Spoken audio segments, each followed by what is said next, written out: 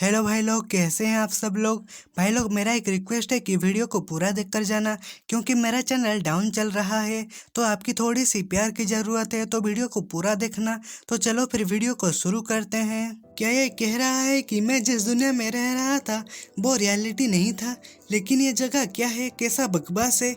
और सिस्टम कहता है मैं अभी तुमको अपनी पहचान के बारे में ज़्यादा नहीं बता सकता, लेकिन मुझे आशा है कि मैं तुम्हारी हेल्प कर सकूंगा। और नॉक्स मन में कहता है हेल्प, ओह। उसके बाद सिस्टम कहता है तुम्हें अलादीन एकेडमी में एंटर करना होगा और अपनी शक्ति को बढ़ाना होगा और मेन स्टोरी से जितना करीब हो सके उतना करीब रहना होगा, और सारा सच वहीं पड़ा होगा उसी जगह। और नॉक्स कहता है रुको, ये कैसे खत्म हुआ? नहीं, मुझे पहले शांत रहना होगा। और मेरा वर्तमान एक गेम के एंड बॉस में परिवर्तन हो गया है, जिसे इनर लुनाटिक कहा जाता है। लेकिन मेन स्टोरी के करीब रहते हुए मुझे किसी भी तरह से मेन स्टोरी के करीब रहना होगा, और उसके बाद मुझे अपनी खोई हुई मेमोरी वापस मिलने के बाद गेम के अंदर कॉन्टैक्ट पॉइंट ढूंढने के बाद मैं बच जाऊंगा। और मैं इसके लिए तैयार हूँ। अगर सबसे बड़ा विलन बनने के लिए अगर यही करना होगा तो यही सही है। अगर मैं इसके बारे में सोचूं, मेरी रियलिटी की तुलना में कुछ ज़्यादा नहीं बदला है।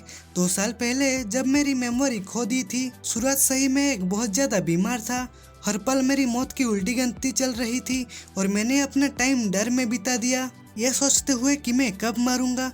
और केवल एक चीज है जो बदली है, वो बैकग्राउंड। लेकिन ये एक ऐसी दुनिया में बदल गया जिससे मैं काफी करीब था। और नॉक्स सिस्टम को कहता है सिस्टम आज की तारीख क्या है? सिस्टम कहता है 4 फरवरी 1812। और नॉक्स कहता है इसके अलावा मेरी मौत भी बदल गया, तो क्या हम 28वां प्रयास शुरू करें? यह कहते हुए नॉक्स जैसे ही डोर को खोलने लगता है उसकी कलाई में पेन होने लगता है। तभी सिस्टम कहता है नेगेटिव इफेक्ट, एक मामूली बीमारी के प्रभाव से तुम्हारी कलाई में मोच आ गई है, प्लीज ठीक होने के लिए आराम करो। यह सुनकर नॉक्स गाली देते हुए आगे बढ़ने लगता है और मन में कहता है यह किसी प्रकार का ग्लास बॉडी है। तभी एक मेड नॉक्स के साथ टकरा जाता है और वो सारी प्लेट को गिरा देता है। और वो मेड कहता है कौन है? और वो अच्छे से देखता है तो वहाँ नॉक्स खड़ा होता है और वो चिल्लाकर कहता है यंग मास्टर नॉक्स। और नॉक्स को वो टक्कर के वजह से बहुत ज़्यादा दर्द हो रहा होता है और वो मेड को देखते हुए कहता है मुझे यकीन है कि ये चेहरा, हल्की सुनहरी भूरी बाल, क्या ये रोना है? और रोना माफी मांगते हुए कहती है मुझे माफ कर दीजिए प्लीज यंग मास्टर। और नॉक्स मन में कहता है अद्यापि वो हमेशा नॉक्स की पीठ पीछे बात करती रहती थी, इतना तो मुझे याद है। वो हमेशा नॉक्स की पीठ पीछे अपनी मासूम चेहरे के साथ बात करती रहती थी। और नॉक्स रोना को स्माइल करते हुए कहता है मैं तुम्हें इस बार छोड़ रहा हूँ, हालांकि अगर तुमने एक बार मिस्टेक किया तो मैं तुम्हें नहीं छोड़ूंगा। और रोना डरते हुए कहती है यस सर।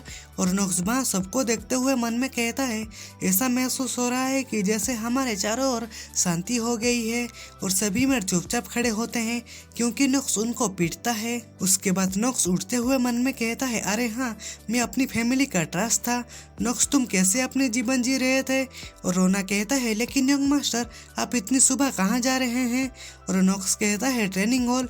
ये सुनकर वहाँ सारे में हैरान हो जाते हैं और रोना कहती है क्या? और नॉक्स कहता है ये ठीक है रोना, तुम मेरे पीछे आओ। ये सुनकर रोना पूरी तरह से डर जाती है और वो मन में कहती है मुझे मत बताओ कि वो मुझे लकड़ी की तलवार से मारने जा रहा है। और वो दोनों ट्रेनिंग हॉल की ओर जाने लगते हैं और नॉक्स मन में कहता है सबसे पहले मुझे जीवित रहना होगा, और मौत के दरवाजे पर खड़े होने के बाद मैं और भी आसक्त हूँ और मैं अभी मरना नहीं चाहता। सबसे पहले जीवित रहने के लिए मुझे उन परिस्थिति के साथ जल्दी ही तालमेल बैठाना होगा जिनमें मैंने खुद को पाया है। और नॉक्स कहता है फिर भी इसका मतलब यह नहीं है कि कोई चांस नहीं है। एक प्रो के रूप में जिसने इस खेल को 27 बार खत्म किया है, मैं न केवल गेम के सभी हिडन सीक्रेट को जानता हूँ। तभी नॉक्स कहता है प्लीज विंडो ओपन करो। उसके बाद नॉक्स हमको बताता है कि इनर लुनाटिक डेमोनिक एंटिटी और डिवाइन एंटिटी है। ये एक ऐसा गेम है जहाँ एम्पायर के साथ कॉन्फ्लिक्ट मेन फोकस होता है और दुनिया भर में उसके अनगिनत प्रशंसक हैं। और इनर लुनाटिक के बारे में क्या खास है? क्या तुम्हारे पास ग्रो करने का कोई रास्ता है? हालांकि लो रैंक की कई कैरेक्टरिस्टिक हैं, रियर, कॉमन और वहाँ चुना जा सकता है। और इसमें जीनियस कैरेक्टरिस्टिक्स भी हैं जिसमें से केवल एक को ही अप्लाई किया जा सकता है। जीनियस कैरेक्टरिस्टिक इसे आसान बनाती है, हालांकि मैंने 2 चुना है। ऐसा इसलिए है क्योंकि वहाँ इस गेम में कुछ ऐसा है जिसे कैरेक्टरिस्टिक पेनल्टी कहा जाता है। एक ऐसा सिस्टम है जो बड़ा से बड़ा पेनाल्टी लागू करती है। जितनी अधिक कैरेक्टरिस्टिक के लिमिट से ऊपर जाती है उतना अधिक ही पेनाल्टी लागू होती है। उसे टर्मिनल इल जैसा पेनाल्टी मिलता है। लेकिन मेरा केस में कुछ अलग था। मेरे पास ये पहले से ही था। मैं लिमिट के ऊपर जाकर 2 कैरेक्टरिस्टिक को चुनने में एबल था, स्वॉर्ड और मार्शियल स्पिरिट। स्वॉर्ड और अलग कोल्ड वेपन के यूज में निपुण आपको बेसिक मार्शल आर्ट के पीक तक पहुंचा सकता है और माना सेंसिंग जीनियस मैजिक के प्रति आपकी सेंसिटिविटी बढ़ जाती है। माना सर्कुलेट करते टाइम आपको मैजिक एफिशिएंसी को अचीव करने में मदद करती है। और नॉक सोचते हुए कहता है, यहाँ और भी बहुत सी यूजफुल चीजें हैं, जैसे कि आई ऑफ डिस्क्रिप्शमेंट तुमको अलग अलग लोगों की स्टेटस विंडो को देखने में मदद करती है। और जैसा कि इसके नाम से पता चलता है, ये सचमुच में आपका एक्टिंग स्किल को सही करता है। अब जबकि मैं ट्रांसमाइग्रेटेड हो गया हूँ, ये किसी भी चीज़ से आसान होता है। और नॉक्स मन में कहता है, स्टिल मेंटालिटी मुझे भी बनाए रखेगी।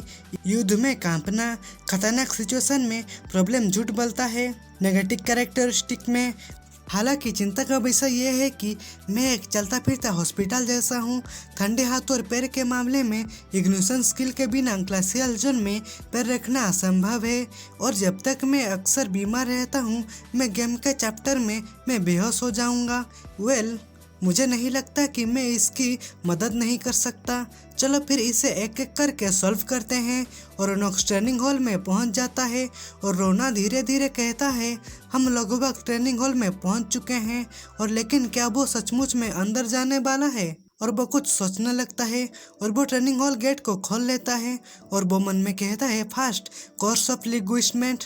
प्लेयर के शरीर पर लिंग्विशमेंट का एक स्ट्रॉन्ग जन्मगत अभिशाप होता है और ग्रोथ रेट को आधा कर देता है और प्लेयर्स एनिमी के अटैक के प्रति 2 गुना संवेदनशील हो जाते हैं।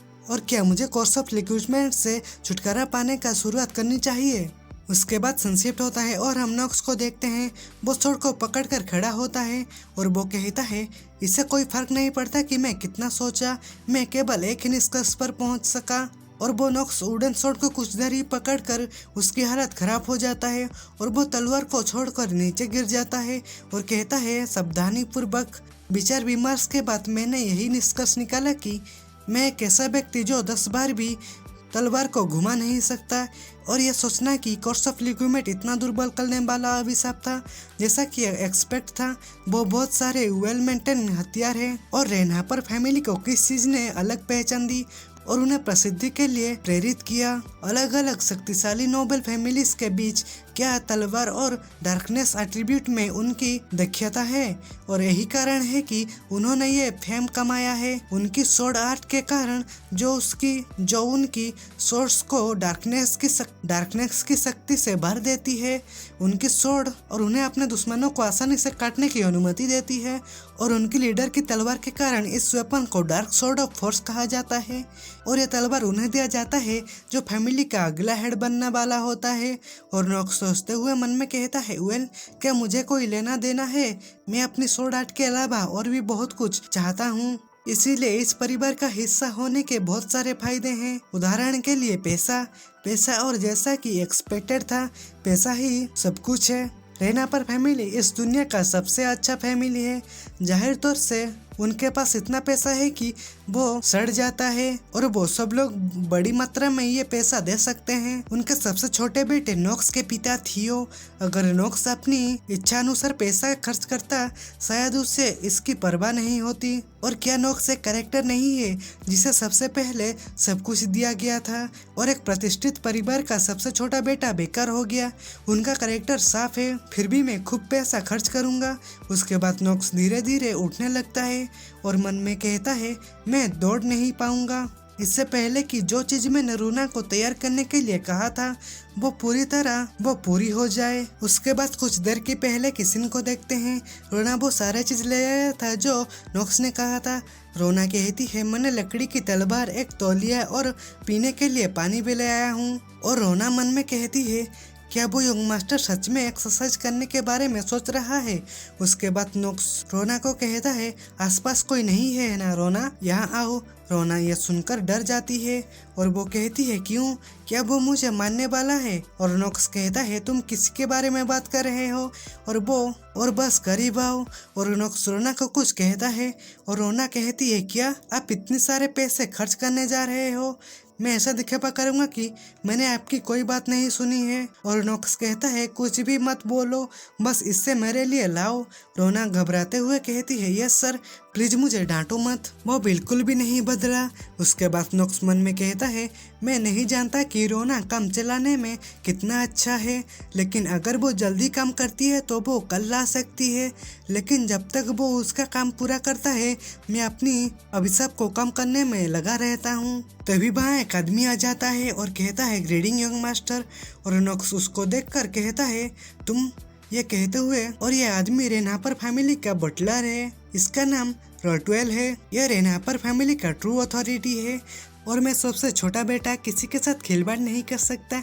यह बटलर फैमिली हेड नोक्स के फादर थियो रेनहापर का राइट हैंड है। नोक्स कहता है, यही रॉटवेल है जिसे निपटना बहुत मुश्किल था, वो इतनी आसानी से कैसे प्रकट हो गया। समय परिस्थितियों में वो सबसे छोटे बेटे की परवाह नहीं करता था, वो मेरे पास क्यों आया है। और वो बटलर मन में कहता है, फैमिली की हेड ने अचानक सबसे छोटे बेटे की मांग क्यों की है। और वो बटलर कहता है, स्टेनिलर फैमिली के यंग मिस ने दौरा करने आए हैं और वो नाइट लेसन लेने आए हैं। अगर यंग मास्टर पार्टिसिपेट नहीं करते हैं तो फैमिली का हेड बहुत नाराज हो जाएंगे। और नोक्स कहता है, ठीक है। और नोक्स को इतनी आसानी से हाँ करते हुए देखकर वो बटलर कुछ समझ नहीं पाता और वो कहता है, यंग मास्टर, आज थोड़ा अजीब हो, आप क्या कहने की कोशिश कर रहे हो। तलवार घुमाना पसंद नहीं करते हो, लेकिन आप आज ड्रिल हॉल में घूम रहे थे, क्या मैं पूछ सकता हूँ क्यों। और नोक्स कहता है, केवल एक चीज है जो मैं तुमको बताऊंगा, वो है, और तुम जैसे मामूली बटलर मास्टर की काम में उंगली नहीं करनी चाहिए। और तुम्हारी उंगली करने की हिम्मत कैसे हुई। और मैं कुछ भी करूं तुमसे क्या, और या मैं जो भी करूं ये तुम्हारा काम नहीं है, मैं डिसाइड करता हूं कि मुझे क्या करना चाहिए। और वो बटलर घबराते हुए कहता है, मैं खुद को सुधार करूंगा। उसके बाद नोक्स वहां से जाने लगता है और वो बटलर कहता है, क्या उसने कुछ पकड़ लिया है, मुझे इसकी सूचना फैमिली के हेड को देनी होगी। उसके बाद हम नोक्स को देखते हैं, वो डर में कांप रहा होता है और वो मन में कहता है, वो कहाँ से बाहर आया, मैंने नहीं सोचा था कि वो इस तरह सामने आएगा। और नोक्स पीछे घूमते हुए कहता है, कौन जानता है कि अगर उन्हें पता चला कि मैं ट्रांसमाइग्रेटेड हुआ हूँ तो क्या होगा। वो मेरा पीछा नहीं कर रहा है ना। खैर ये वही है स्टेलिनोर फैमिली का यंग मिस, वो इस तरह क्यों अपीयर हुआ। और उसके बाद सनशिफ्ट होता है और हम नोक्स की ब्रदर को देखते हैं। वहाँ नोक्स को देखकर वो कहता है, अरे उधर देखो, यहाँ तक कि वो कूड़ा कचरा भी यहाँ आया है, वो टेबल पर माहौल को बर्बाद कर रहा है। और उसका दूसरा ब्रदर कहता है, क्या वो अभी भी फैमिली से जुड़ा हुआ है। और दूसरा वाला कहता है, क्या सच में ब्रो। और ये दो भाई जुड़वा हैं, एक का नाम हैच है और दूसरे का नाम एलन है। तभी हैच कहता है, मैंने नहीं सोचा था कि मैं उसका चेहरा यहाँ देख पाऊंगा, वो बहुत बेशरम है। और एलन कहता है, क्या उससे पहले वो एक मेड और उसके बटलर को नहीं पीटा है, वास्तव में वो बिल्कुल ठीक है। और नोक्स उन दोनों की बकवास सुनकर भी चुप होता है और वो मन में कहता है, मैं बहुत गलत महसूस कर रहा हूँ, भले ही मैं वो व्यक्ति नहीं हूँ जिसने ये चीजें की हैं। उसके बाद वहाँ नोक्स के फादर आ जाता है और वो कहता है, क्या सब लोग यहाँ हैं। और वो वहाँ नोक्स को भी देखता है और नोक्स मन में कहता है, रेनहापर फैमिली का हेड, नोक्स के फादर। तभी वहाँ एक लड़की आती है, ये वही लड़की होती है और वो कहती है, मैं थालिया हूँ, आपसे मिलकर खुशी हुई। उसके बाद नोक्स के फादर थियो कहता है, स्टेनिलर फैमिली की यंग मिस हमारे घर आए हैं, संक्षेप में लाइट लेसन लेने आए हैं। और थियो कहता है, सभी लोग उनका हार्दिक स्वागत करते हैं। और वो सब लोग उठकर उसका स्वागत करने लगते हैं। और नोक्स कहता है, इनर लुनाटिक का साइड कैरेक्टर, वो कैरेक्टर जो प्रतिभा की नोक्स की निंदा करता है, जिसका मतलब यह है कि वो एक ऐसी व्यक्ति है जो फ्यूचर में मेरी छाती में छुरा घोंप देगी। तो भाई लोग, आज के एपिसोड में बस इतना ही। वीडियो अच्छा लगा हो तो वीडियो को लाइक करो और चैनल पर नए आए हो तो चैनल को सब्सक्राइब कर दो। तो मिलते हैं अगले एपिसोड में, बाय बाय।